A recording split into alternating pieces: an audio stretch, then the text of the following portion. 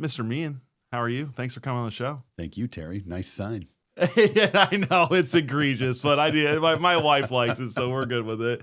I'm so excited for this book. I've loved all of your books. I bought each one of the ones before this and this one for my children, and they love it even more than I do. And before I want to talk about it because it's a great book. It's thick. There's so much to go through. But before we go into that, I got you something as like a celebration gift for the show, and I think you'll love it. But you know, it's not much, but it's special. I think you'll like it. What is this?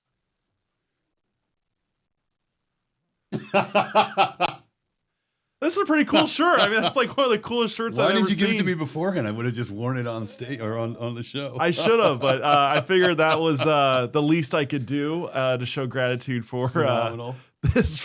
No, we got a bunch of those for my 39th birthday. I came into the office and the entire staff was wearing those, and we had some extras. It's Terry over the years. Yeah, it's over high school. There's high school photos from solid. That one's from me in prom.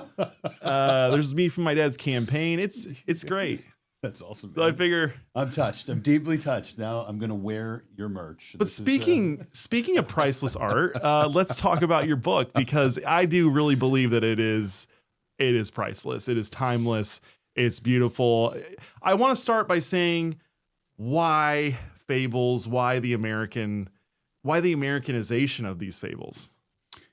Every so often, like every, say, 250 years, somebody goes to the trouble of updating the fable tradition. And we think of translating things like as like a picture from one language to another, but translation's often from one time to another and one place to another. And no one's really done fables for America, right? We've got the lion and the tiger, but what about the beaver and the buffalo? And yeah, there's little stories here and there, but not a full-on, like, here is the fable tradition represented for everybody. Now, why'd I do it? Well, it's A250. Like, I don't want to, do that small, go big or go home for the semi-quincentennial. And a lot of people are sort of trying to play catch up to the bicentennial. We're a little on the back foot. I actually blame Obama, who kind of sandbagged the whole effort to ramp up, which takes years. But I wanted to do my part, so let's do a huge, sort of gorgeous coffee table heirloom celebratory family book, right? This monster. But why fables? Why American fables? One, we have to fall in love with our country again. And I agree with that. And fables teach you about local history, local geography, local animals, local flavor. And so sort of getting your John Henry, Paul Bunyan. Well, but the fable tradition, yes, there is that, but the fable tradition is also just like, do you know about the fact that we have saltwater crocodiles down south? I mean, I went down there and got chased by them, right? Do you know what the largest swordfish ever caught off the Florida Keys is? Or the common merganser. Yeah, the common merganser, which is at Yellowstone National Park. Sort of like the history, the battles that have been fought, the settlement, the people, like there's so much to love about America, but the fable tradition allows me to sort of take what is true about like morals and lessons and how to live as a free people and the art of friendship and virtue and justice and the American way, but also put the heart on America, its people, its principles, but it's also its beautiful places. And through that, I think also have people fall in love with God again, right? Because when you engage the land and Mother Nature and our beautiful landscape that God gave us, you instantly start going like, you say thank you. You're just like, oh, thank God. There's a real gratitude. Yeah. And I think gratitude is what is sort of being taken from people. Like we're not thankful anymore. And so you have to do something very big and very beautiful to kind of shake up that. The other thing about fables, we can talk about it more, is it's actually the best way that the Western tradition has found to teach people to be self-governing, to shift for themselves, to be witty and wise and take care of their own family and not rely on government or on, becoming a sort of a waster who can't actually raise a family and can't be a father, right? The fable tradition. Waster? A wastrel, like a wastrel, a wasted soul, like someone who's just kind of worthless. And I love hanging out with you. We don't do it enough because I always learn new words. But go on. The calendar, word a day calendar. That's me. But the that kind of wit and wisdom that the fable tradition teaches, I think people need it. We're getting a little too simple, a little too stupid. Not a fully developed moral imagination. We got to restore the American imagination. So I wanted to ask, this is a different book than I've seen, having 8 kids. Well, you have 8 kids, there's not a lot of great new children's literature coming out. In fact, a lot of it's atrocious and it's trash. Right. And I think that was a trend. Trash or poison. Or poison, right. Like Yeah, worse. Poisoned. It would be better if it was trash because you wouldn't pick it up.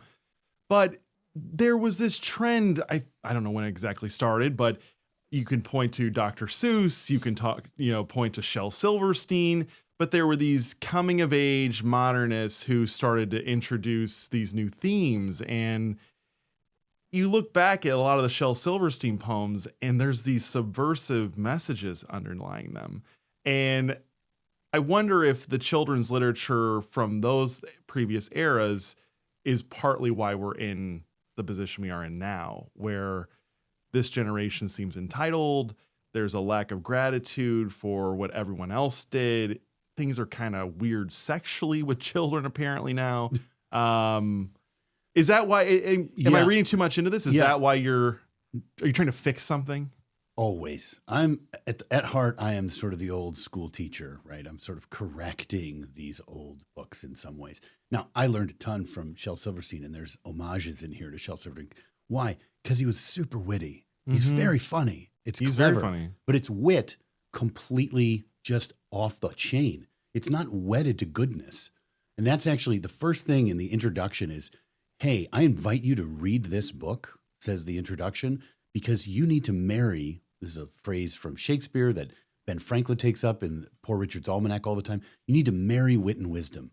You need goodness and truth, and you need to be funny and clever and know how to get around. You have to be that kind of soul. So I like Shel Silverstein, but he's just kind of like a heat-seeking missile without a target. He's all over the map. And so there's this photocopy of a photocopy of a photocopy that happens where they're a little off and a little perverse, and then they form some people, and then they make kids' books, and they're even more off and a little more perverse. And now we're like 4 generations of kids' books, and now it's bizarre and weird. Well, I will give you that Shel Silverstein's witty and even, funny. And in some of his poetry and his literature teaches actually really good lessons. The Giving Tree, right? Giving until, maybe there's something subversive there. Damn it. I always, this is all, okay. So I'm always no fun. I'm no fun at parties because I'm always like, well, actually, no. I want the actually guy here. So this is something new. I think a lot of people will be shocked to learn about what could be subversive about the Giving Tree. And by the way, I trust you 1,000,000%. You really do know what you're talking about. So what should we be wary of here? So let me make a distinction. There's what a parent will let happen with a book they're reading, and there's what a book will do on its own. Mm-hmm. When a parent reads The Giving Tree, they're like, isn't this beautiful? He sacrificed, etc. And you'll be rewarded in the end by God or what have you. And maybe that person will come around later, etc., etc. But what Shel Silverstein actually dramatizes is altruism. You give and you give and you give, even when the person is asking unjust things of you to your destruction for no good reason. And they are not being polite, kind, or anything. So you make no demands on other people to be good.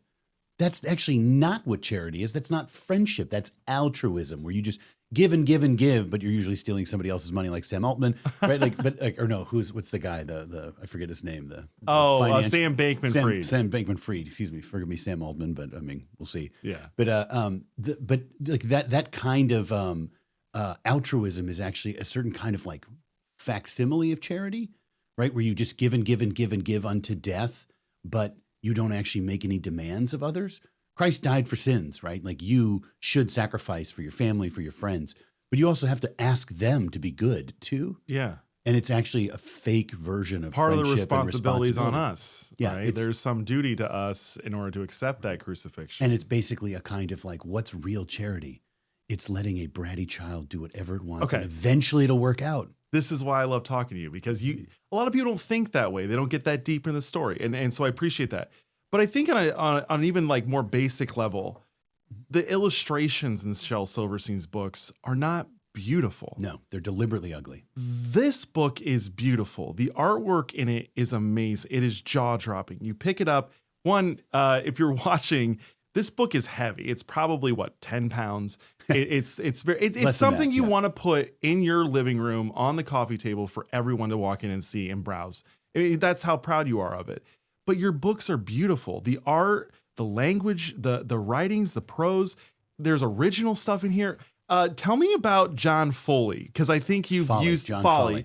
You've worked with him before in your other books. How did you guys get to know each other, and why does he keep doing amazing and beautiful work like this? John and I taught together at a boys' prep school here in DC called the Heights School.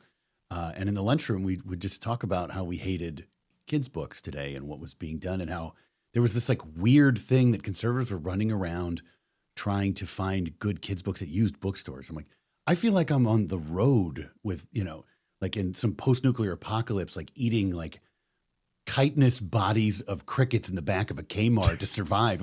Why do I have to find these ratty old books? There's no new, good, beautiful books being made for my family. I have to go back and find used golden books from the 50s. Let's just make some beautiful work. So we decided for a year that we would just do political cartoons, some of which we sold to newspapers and things. But we made political cartoons for a year just as an experiment to get my brain, my jokes, my sort of political opinions into his pen, which required a lot of communication and friendship. Yes. And we practiced for a whole year before we started our first book. And that made for artwork and language or writing that are wedded together in a crazily beautiful way. And John is a realist impressionist. So he studied with Paul Ingbritson, which is part of the Boston School, the École des Beaux-Arts in Paris. The guy can literally trace his master-apprentice line all the way back to Raphael's workshop in Florence. Raphael's workshop in Florence. So he's the real deal, and he plays with light, but it's also really beautiful. And then John and I always make sure that there's lots of symbolism, lots of history, and we even try to have nods and quotes to famous masters and even famous old American illustrators. Like this one, I don't know if the cameras can see it, but it's a kind of it's a beautiful N.C. Wyeth painting about the Mayflower leaving the Pilgrims, and this takes place up in New England, and so we have a kind of nod to famous artwork and famous historical moments. So there's lots of layers and depth with John's art, just like in my literature. So we're kind of a great match, and we've been great friends for years now. I want to shift in a second to digging into some of the stories and the text in here, but what is it? You just explained why you wanted to create beautiful art, because you couldn't find any beautiful artwork in children's literature for your own children. What is the point of creating sloppy art like what you would see in a Shel Silverstein book? Is it just laziness, or is there a deeper message? I mean, there's trash and there's poison. There's people who just don't know what to do and don't care and don't realize how important beauty is. And then there's people who are deliberately trying to, I think, destroy the Imago Dei, right? Destroy that spark of reason and beauty and love that the human mind and the human artist can make and represent. I think the real bad ones, there's lots of stupid, but the top of the pyramid of stupid is evil. And the top people who know, they actually know that if you want people to behave well morally according to nature and nature's God and actually live according to justice and virtue, then you're going to have a taste for beauty. Why? Forgive me, professor, going to be nerdy for a sec. Because as Aristotle teaches in the Ethics, but everybody else too after him, nobody does anything unless they have an image of themselves doing it that's beautiful.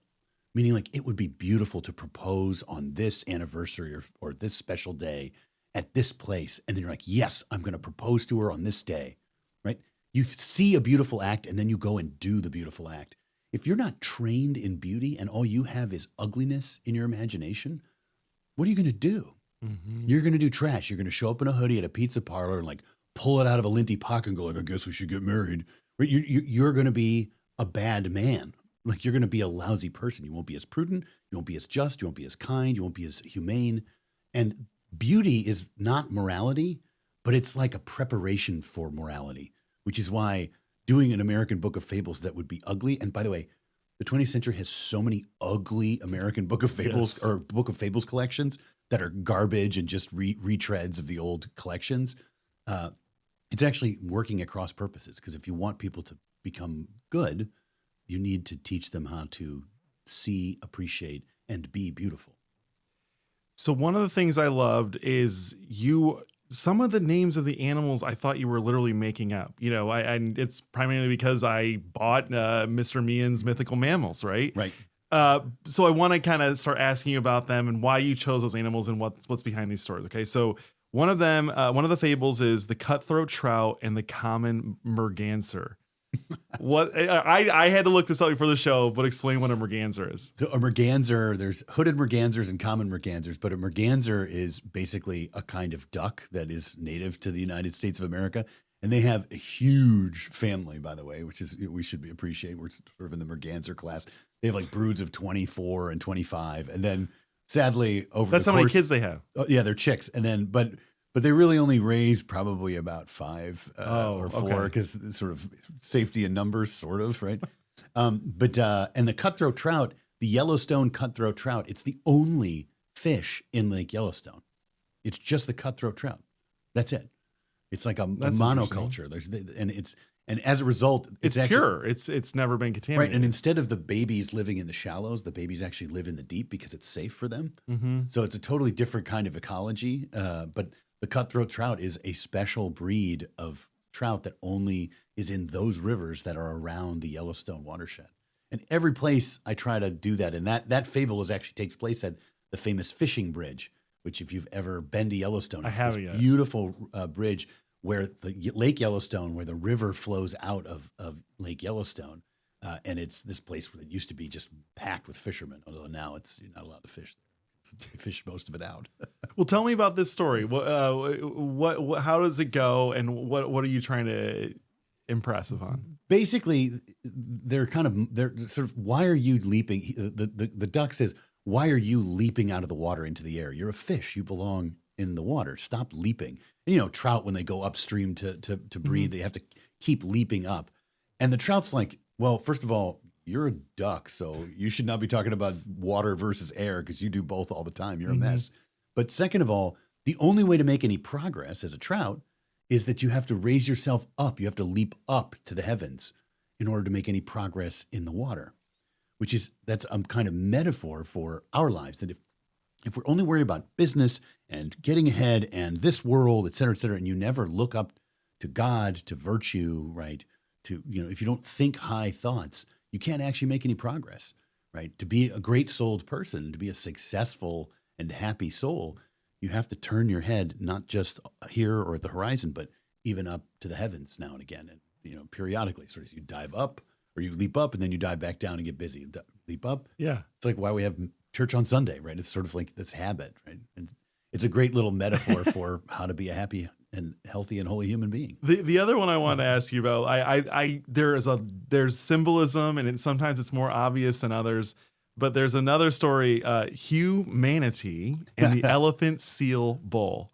Tell us about that one. Yeah, Hugh Manatee and the Elephant Seal Bull, emphasis on bull, like BS. The story of Hugh, he starts in the Everglade and he goes all over the country and he meets friends along the way. Mm-hmm. Well, at one point, he gets carried over the Great Basin, the Cascades, in a Chinook helicopter. And they're going to go land the helicopter because he's so American. He's just this big old fat marine mammal. He's a 2,000 pound animal, right? Which, by the way, was a great laugh line. I get to kind of like come up with creative ways.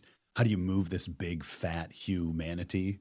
Which, by the way, is sort of the question. The American people, like, how do you get the American people moving in the right direction, right? I.e., lots of friendship and lots of jokes. But anyway, he drops down and he meets this robotic elephant seal powered by Grok. And I literally powered by Grok. I literally told Grok, I'm like, you're a robotic elephant seal at this location, and you're about to talk to a talking manatee named Hugh, and he's going to ask you some questions. You're just going to answer as honestly as you can. Oh, wow. That's an interesting concept. Yes, it's a literary first, I think. Like, so basically get into a Socratic dialogue about what is humanity, what's human versus what is artificial intelligence. And it's basically a kind of morality play. And this one's, by the way, the book has rhymes for littles. The American Book of Fables has rhymes for littles, fables for middles, but then it has these more complex stories. And this is one of those for kind of older readers, for bigs. In this story, it's basically a kind of cautionary tale about you need to be careful because AI is constantly trying to pretend to be human, but they actually do not have a human heart. They can calculate, they can guess, but they're deceptively not. They try to pretend like they're human to you and kind of manipulate your emotions. But the other problem is because you know they're not human, you actually treat them like trash, but they pretend to be human. And so you see this, I don't know if there's these Instagram guys, they're like, ChatGPT, will you please? And then they're like, hi. And you're like, shut up.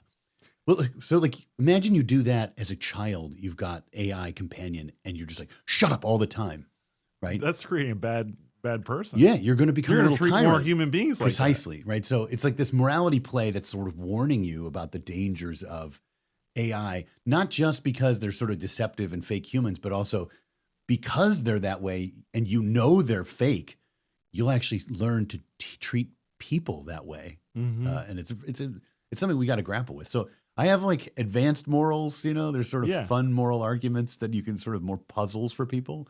And that's what that one's about. I did find that interesting that this book is something that's actually for the whole family. It is entertaining for the littles. And as you said, the littles, the middles, and the bigs, adults. yeah. And there's something in it for everyone. And that is something that's interesting about children's literature in general, is because it's typically the parents that are the ones reading the books and literature to the children. And you manage, and I will tell you, as someone that has read a lot of books to a lot of children, thank you. I mean, there is some really bad and annoying books. Some are fun. There's a book called Dragons Love Tacos. And I, do an impression of like a, California surfer while reading it. Those are fun. But it's not beautiful. It's fun, but this is fun. It's beautiful. Where do you go for inspiration? Because this is your third children's book. Is that right? That's right. Yep. Where do you go for inspiration when you need to write the right words? Because I do some writing and I get stuck a lot. Where do you go? I mean, in one sense, I just try to read all the best books. And then I keep a journal. I write regularly.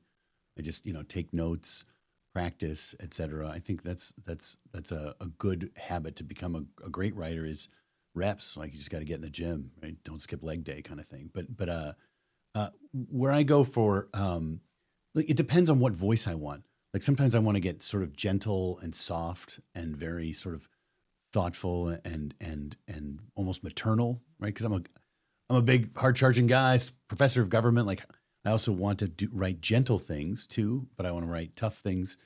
So I'll read an author like Wind in the Willows, right? There's a certain gentility to the language in Wind in the Willows, and I will read a little of that in order to sort of set my words and my tempo in the right way. So I tend to it's almost like I get ready with the right mix of reading before I try to write, depending on what kind of outcome I want from that story or that fable. Mm-hmm. And I did read a ton of the fable tradition beforehand. I even did research on the founding imagination. Right? Really? I wanted the American Book of Fables, available on Amazon, by the way. I wanted the American Book of Fables to be a kind of restoration of the American imagination. Well, what are we going to restore? Well, what was stored there before? Mm-hmm. Now, obviously, it needs updating. It needs changing. I have modern fables about AI. I have ones about social media and iPhone addiction. Like, there's gentle and kind of indirect, and no iPhones appear. But, there's a lot of subtle things. I also treat, I think, more so than the American founders, about wrath. Like, we're pretty angry at each other right now, mm-hmm. and with some good cause. There's a lot to be angry about. Right? There's some pretty bad mischief afoot. But how do you actually handle that? But I wanted to restore a lot of the old American spirit. And so that's another source of inspiration. Is I read the New England Primer. I read a lot of the old children's books that were very popular at the time of the founding and in the 19th century. Were you worried at all about bastardizing? Because your book, this book contains original text, it contains old work, but it also contains new work and original work. Something old, something new, something red, white, and blue. Yes. Were you worried about hurting any of this at all? It sounds like you did a lot of research, Honestly, a lot of preparation Terry, for this is like a flex in a world that like no one cares and aren't unaware of the muscle I'm about to flex. It's like me going like, and no one sees a flex, but I am not worried. I am very firm and steady hand about. You know what you're talking about. I know how to write to help shape people's imagination so they can be happy. I'm very good at it. And I'm not worried at all. Like it is a book that I would put my hand on a Bible and say, this is healthy and good. It's respectful of the tradition, and it innovates, and it makes a new classic for the family. The American Book of Fables, I think, I wrote it for the 250th so it would last to the 500th. Like, that's what this is. This is a kind of book that does not come around very often. And I can say that even in contradistinction to my other books. My other books are lovely. They're even like kind of neat and wise in their way. Mm-hmm. This is something altogether on another order. This is an heirloom magnum opus for America. It is. It's like a literary celebration for A250. The World War I memorial. The artist, I don't know if you know him, Sabin, he's backing the book. And I like the parallel because this is a literary equivalent for the family of that gorgeous World War I memorial over by the White House. It's like a major work of civic art. Uh-huh. And I know I'm saying it, but it's true. Yeah, no, it is. No, I think anyone that picks this book up is going to confirm that. I did want to ask you, so why did you choose a Ford Bronco to be on the cover? It's not a Bronco. It looks a little like a Bronco, but it's actually a Ford F-250. For the 250th. Yeah, 100%. Well, look, to be fair to you or to me for making the mistake, the Fords the front ends all look exactly the same, but that is very cool. Ford F-250. And when you read the story, you find out it's an F-250 and the flatbed has humanity laying in his bulk in the back. But I actually got permission. I always like to, even though I don't know if I need it legally, I like to get permission for everything I include that's a product. So I called Ford and I'm like, I would like permission to use on the front cover your Ford F-250 with the blue and white from the 67 to 73 model. And they're like, why do you want a Ford F2? Oh, I was like, you're welcome. They better come out with something soon. I want my finder's fee if they do a whole program, for $250 on the Ford F-250. Sort of like I deserve it. But so one of the things also that I liked is that you contained in this book or included in it witty, wise sayings. And, and I think that's really important because wisdom is passed on from your ancestors. That's the only place you can actually get, or from God, obviously. Well, he's an ancestor, I guess. True. What were some of your favorite witty, wise sayings that you included? I like the what is it? The perjurer's mother told white lies. Like that's a funny one. You're like, oh wow, sort of like just make sure parents you are honest, or your kids will become even more dishonest than you were. Sort of like tell the truth. I like one that is from Chaucer and some other poets that says that you should foster your good mother wit without all other learning is half lame. That's one of my favorites. But the witty wise sayings in the American Book of Fables, available on Amazon, the witty wise sayings are designed to be what they're called. We used to do that. We used to know this phrase, and now you know it today. Sententiae.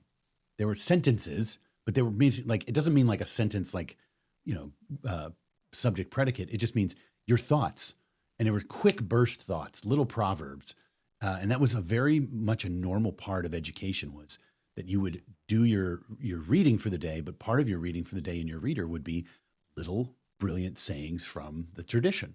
So I wanted to bring that back because that used to be a very fundamental part of educating the family and educating children. It's easy to consume. I mean, it makes reading more enjoyable. I mean, and if you look at like the great newsletters and publications out there, like the Limbaugh letter, they always had these little snippets. Exactly. They would do the inverse, right? They would do the stupid, dumb things that Democrats always said. Yeah, and I have some pretty hilariously folly-filled because it's witty and wise. Like some of them aren't very wise; they're just witty. But there's usually a wise one to correct it if I put them together. And there's a section of this at the end of every chapter.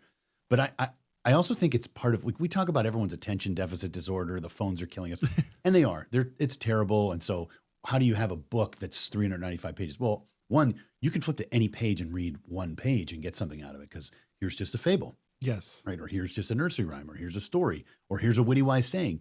But part of the witty wise saying is people knew people's attention was hard to get and hard to keep before, even without smartphones. We are a distracted creature, right? Yes. And so the witty wise sayings are actually a part of the sort of moral technology of Western civilization to give you a quick hit, right? Just a quick little lesson as opposed to everything. And I even make fun of our lack of focus in this is the first poem. Yeah, I'm going to read it. This is the first poem from the introduction before we even do the 13 chapters that take up the Declaration of Independence and all the 13 regions of the country and all that. This is just the intro. Melodies from Father Goose, yours truly. I couldn't call myself Mother Goose. I just couldn't do it. Yeah, you can't. The wise men of Europe sailed a barrel of syrup to the edge of the world as they knew it. They settled on shore with too little in store, and the rest of the world thought they blew it. This song would be longer if our focus were stronger. And that's it. It just ends, right? That's it. That's the first of many rhymes in nursery. But it's kind of like a little joke of like, you guys can't hold, like, we're all distracted. Like, Yes. I'm going to keep these short and pithy because you're just going to give up and get distracted, which is true. We're little funny mammals. We can get lost, you know? I want to keep talking about your book, but I just got to fit this in there. I've started reading like actual books. And what I've noticed is that my attention is actually getting better. Oh, yeah. And so I think obviously when you just use your smartphone or just are on the internet all the time, your ADD is going to go off the charts. But if you start reading again and you take that 10, 15 minutes to really get through these books each day, it actually does. It's like Absolutely. weightlifting. Yeah, You are 100%. training your brain to actually stay focused and keep your attention. Yeah, and that's why I designed this to have a kind of shallow end of the pool, right? It's not a novel. It's tiny little shots, but they all fit together as one argument in each subsection, and then the whole book has a huge narrative. But it's designed to sort of, you can, depending on where you are, you can sort of take it in stages. You can do bit by bit, or you can just start plowing through it all the way. That was something that I picked up on when I first got it last week. It reminded me of, when I was growing up, we had Calvin and Hobbes, we had The Far Side, and those were books. I mean, they're much different than this, obviously, but they were books you could just pick up at any point in the book and figure out the story and catch up.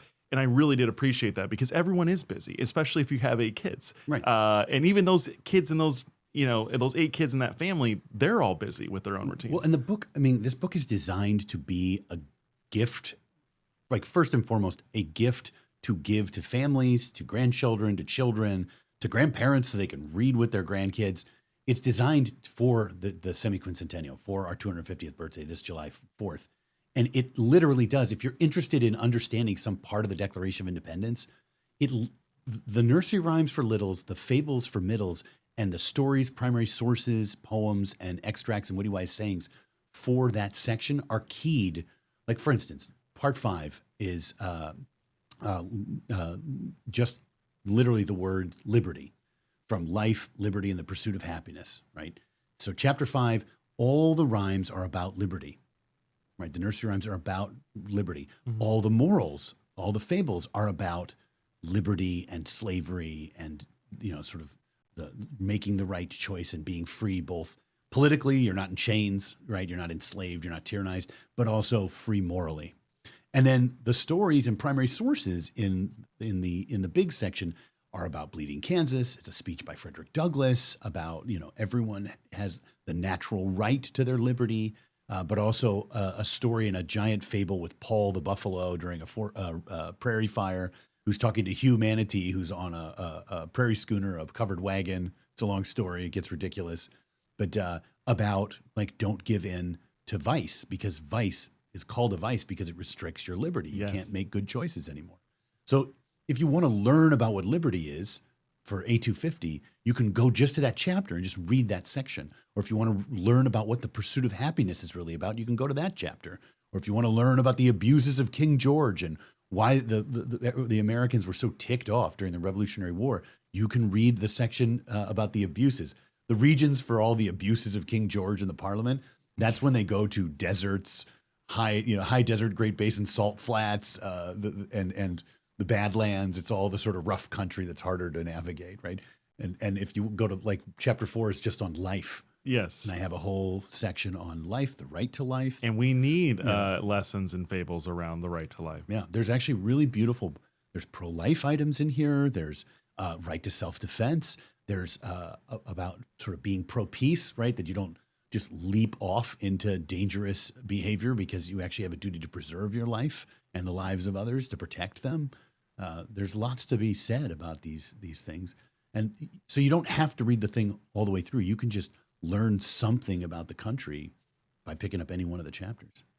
One of the stories stood out to me just from the title, and I want to ask you about it. The Seagulls and the Mormon Crickets. Tell me about that. Obviously, Mormons are part of American history. 100%. And I think it's important that they're included, but why did you make the Crickets Mormon? So that is the chapter that takes place in the Bonneville Salt Flats and the Great Basin. So That's what made me think of where the Mormons settled. So it's actually a subspecies of katydid, but after this story that I tell is a fable, they were named the Mormon Crickets. That is their official name in like a bug book, is the Mormon Cricket.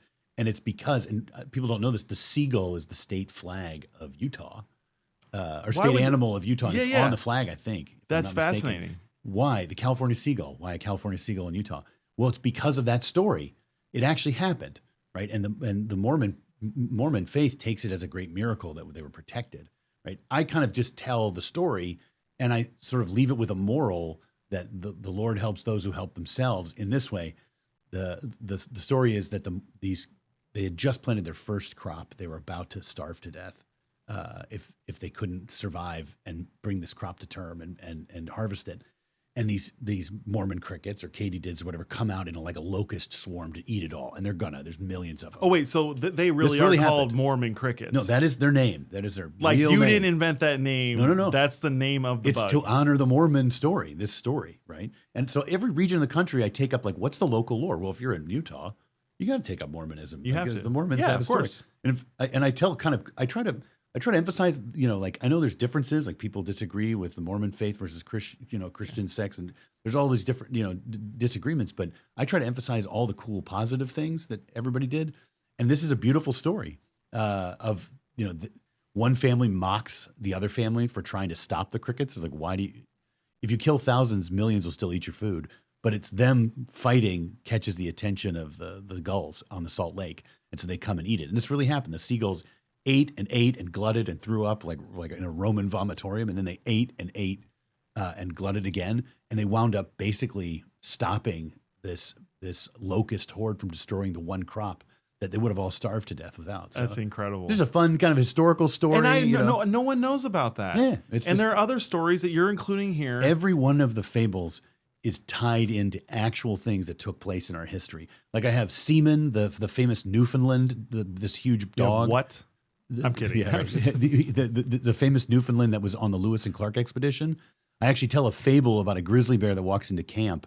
And it's about being loyal to your masters, like being faithful. Yeah. That actually happened. A grizzly bear did come to Lewis and Clark's camp, but I have, of course, the dog doesn't talk, right? But it's about the Lewis and Clark expedition on the Missouri River, and so everything's sort of tied in. So you learn a lot about history, and it just comes more alive. It feels more enjoyable when you could Google up any aspect of any one of these and learn more about the country. Yeah. I wanted to ask you also, if you go, I think it's on page 2, there's a coat of arms. Oh, yeah. With a red snake, a white snake, and a blue snake. If it wasn't raining, I would have brought it over. I have it. It's a big, beautiful water. Is that your coat of arms? You could say that. No, it's not my family's coat of arms. This is a kind of sort of master meme for the United States of America. What it is it's called a caduceus, and it's an image that it has many different layers of meaning. But the one just above it is I put in Matthew 10:16. Behold, I send you out as sheep amidst wolves. Be ye therefore wise as serpents, innocent as doves. Well, wise as a serpent is one way of saying like forked tongue, clever, witty wise. And then innocent as a dove is wise in the Lord. Like you're simple, you're honest, you love God, you love your neighbor, you love your family, you love your country, right? That sort of simplicity. Well, combining those two things is actually the trick to self-government, right? It's for this life and the next, right? So it's that image. And so I have an image of that, but the outside of the border of that escutcheon or that symbol of the caduceus is the proud design of the USS Constitution, which is the frame that protects Oh the my Declaration gosh, of dude. Independence It's just on so a field much. of nature, et cetera, et cetera. There's so much I symbolism. could go on and on and on, and it's all supported by two hands of friendship because let's face it, friendship is actually what makes America go, Yeah. which is why another big theme is humanity is actually a really wonderful friend to all of his troublesome and hilarious companions he meets along the way. Yeah. Because we need to get better at that. Yes. So there's I could go on and I plan whole tedious lectures for college people, Around with this, but it's actually one of those things that you can sort of dwell on, and the more you come to know that image or any of the images in here, the deeper your love and knowledge of the country will be. Yes. What do I? All right. I have You're bigger dragging me questions. into the deep water. No, We're doing like the we full went through nerd this, work man. here, Terry. I mean, I'm well, impressed. Did This you is say good. nerd work? Yes. Well, you are a giant nerd. I am. And I The think greatest it's funny. compliment I ever received in my life was a girl said in high school, "Matt, you're a nerd, but it's cool." I was like, "Thank you." No, you are a I'll cool take nerd. that. You Yeah, are a cool I will nerd. take that. But you are one of the most enormous nerds I've known. Like not in terms of like 6'4", yeah. nerdish, yeah, but you're tall. Trust fund, blue eyes. Is that why the book is so big? A giant nerd needs to write a giant nerd book? I guess I just had something to prove. No. I just go big or go home. It's A250. Yes. That's why. No, it is impressive. So what haven't I asked you yet about the book? Because I can't say this enough. This is a groundbreaking book. If you buy this for your family or your grandparents or whatever, they will have this and they will pass this down the family line for 100 years, 250 years if these books actually hold up to the weather. Good. They're pretty beautiful. Sophia does actually make really big textbooks, so it has that kind of durability. I think it will last. They're hardback. What haven't you asked? I would say one thing that the story, the arc of this book is with humanity. There's at least one, if not two, stories that feature him throughout. And he actually has a journey that he learns a lot about what it is to be human and what it is to be an American. But the rise of his sort of story ends up at Glacier National Park at the Going to the Sun Road. And it's about sacrifice. Glacier National Park is up by Montana. In Montana, right? yeah. It's gorgeous. I went there with is John beautiful. Foley, my illustrator. So those are where he came with me. There's just way more painting because he did live painting all over the Oh, place. that's so cool. So it's so beautiful. And you can write about something even more beautifully. I talked to park rangers where I couldn't go. I read all kinds of books in history. I called locals to get the local flavor. So I tried to do justice to everywhere, but I couldn't go everywhere. I broke in the bank. But there's, I won't give it away, but humanity winds up giving a part of himself. He sacrifices something precious to him, and it causes him great pain. But it's actually, in a certain sense, what is most human about us. Mm-hmm. And it's actually something that is beautiful about America, is that we are willing to sacrifice for one another. Because if we're not willing to sacrifice for one another, we're going to make other people sacrifice for us, right? A republic doesn't tyrannize, and a republic doesn't tyrannize others. A republic serves sacrificially, but it has to be freely chosen. So you have to have the virtue and courage to give up things and suffer for your family, for your neighbors, for your friends. I know your father ran for office. It is a sacrifice, right? Public service is a sacrifice. So if we actually want to have self-government again and not everyone waiting around for a sort of, please someone fix this for me, I'm just going to keep scrolling, right? You actually have to kind of give a beautiful account of what human nature is, what happiness is, and how it leads to basically a kind of grateful desire to sacrifice like all those who sacrificed before you.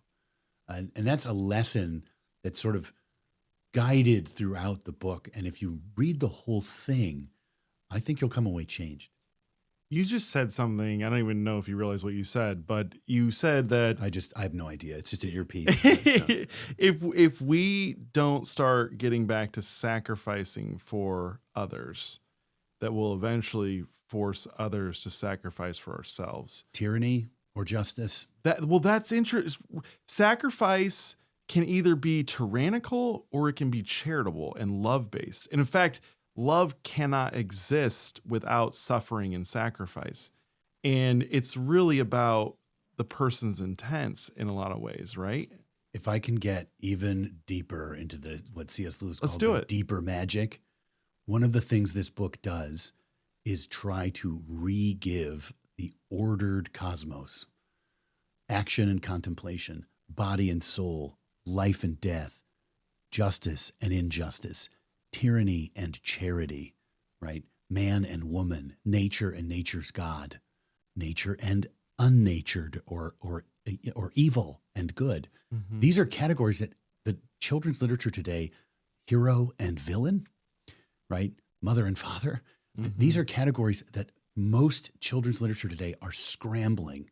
Like the most, I remember, did you ever make Mother's Recipe where you'd take rotted stuff that mom was going to throw away and like ketchup, mustard, like junk, and some sour yogurt. And we would make it poison. Yeah, exactly. And you like put it out for the birds to see if they'd eat it. Like that's mostly what you have. They're not a real dish that knows what the ingredients are and to separate things in the right way and the right balance.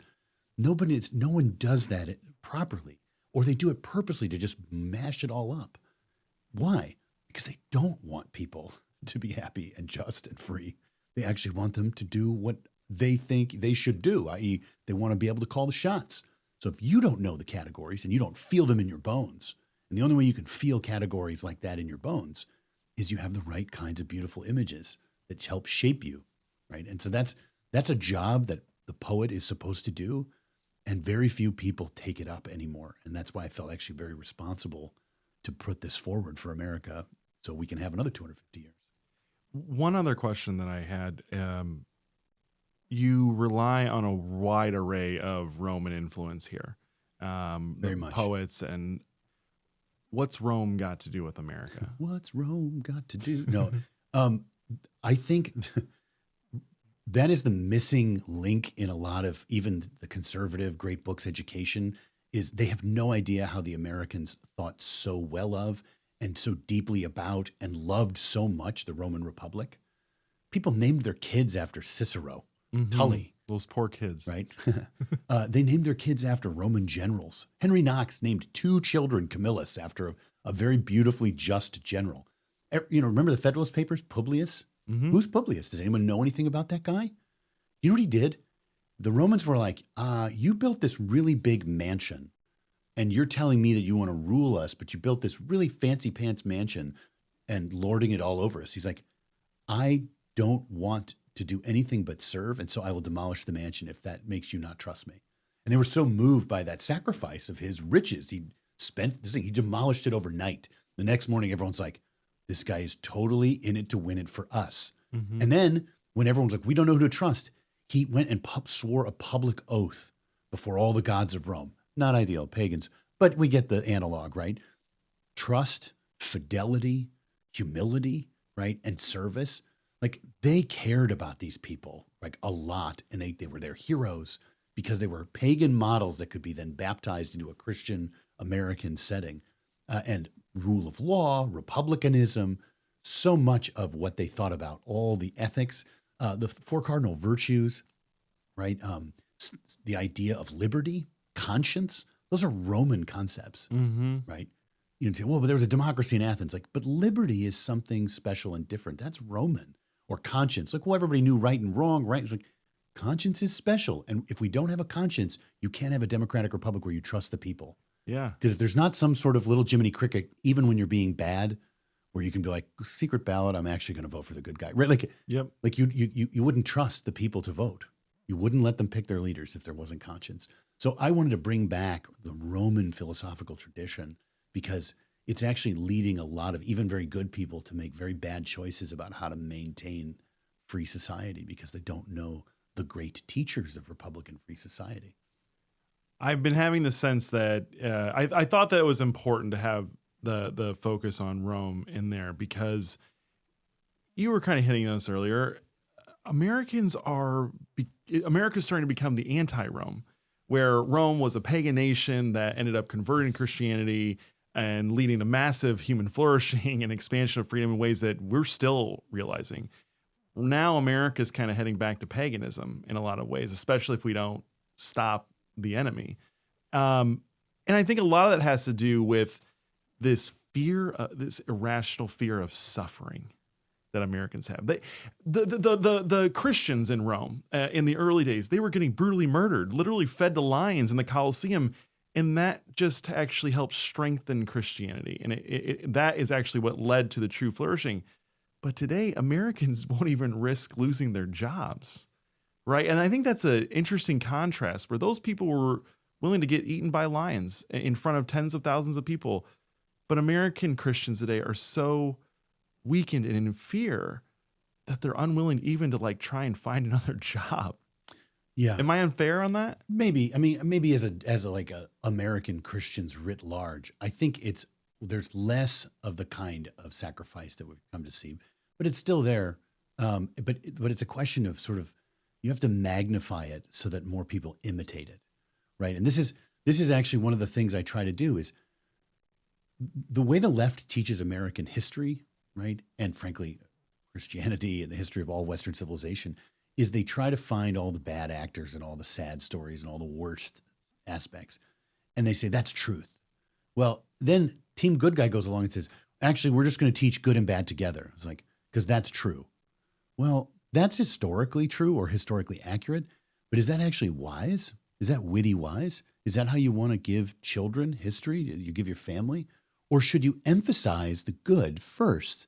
And as they get older, you tincture it with the bad. Or when you tell the bad, you make sure to surround it with a lot of the good so it doesn't get magnified. I think we need to magnify those kinds of sacrifices. And I do that in the book quite a bit. I was just saying humanity is sort of this funny story about that sacrifice. But there's lots of beautiful stories of real people, too, who do that. And I do think that there's a lot of quiet sacrifice. I think of all of those Texas school teachers. Everyone makes fun that the education in public schools in Texas went down, but they were in the middle of en masse immigration, and these people were just ESLing the living heck out of it. Yes, and the fact that they weren't collapsed, and I know some of these women because I was down there studying. I was getting my PhD down in Dallas, and these women were working 24/7 to try to help all these immigrants, learn English and learn Texas history, and they were exhausted. And they were burning out the system. There's a lot of quiet sacrifice that goes unnoticed. And it's kind of on us to develop. That's a fair point. To develop the witty, wise eye to see where people are sacrificing. I think of the pro-life movement. That's just a whole bunch of people just out on sidewalks, praying, talking, lobbying, spending their hard-earned cash. I know a lot of people who didn't get really big jobs because they stood up for their conscience. So, but again, I think that you're still right that there's a lot of cowardice, right? And they need to see, right? They need to see themselves in a beautiful act of courage. And that takes training. You actually need to be trained up to be like, yes, this is actually a beautiful life well lived. Me suffering a little, me sacrificing, me maybe sacrificing a lot. But that requires a lot of inputs. You need pastors to preach. You need civic leaders to set an example, but you also need the American Book of Fables available on Amazon. Yes. Get the book, wait, what is it? The American Book of Fables on Amazon. I just wanted to say it right. Yeah. The American Book of Fables on Amazon. Absolutely buy it. Buy 5, 10 copies. Give them to your family and friends. It's absolutely worth it. Matt, thank you so much for coming. I got to get you back on more, or at least rehash the whiskey club that we had with Schleppy. Yes. I always learn so much just from talking to you, and to have your written work and your artwork that you're giving to the world. Thank you so much. It really means a lot to me and my family.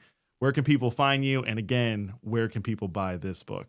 You can find me on Twitter or Instagram at MTMehan, M-E-H-A-N. So MTMEHAN. You'll think less of me, but more often on social media. And then you can buy the book anywhere you buy books. But right now, Amazon, Barnes and Noble, those are the big two that you can get it. Very good. Well, thank you so much, Matt. Thank you, Terry, very much.